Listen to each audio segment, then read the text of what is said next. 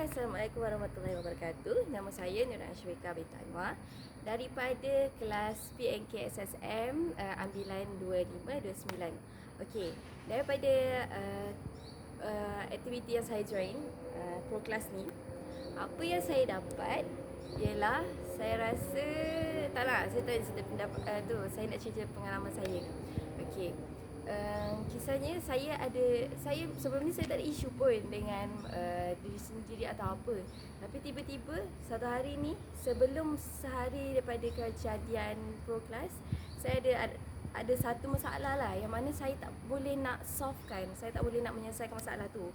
And dengan bantuan daripada aktiviti yang dijalankan oleh dalam pro class ni, ia membantu saya untuk mengubah daripada saya yang tidak rasional pada waktu tersebut menjadi lebih rasional.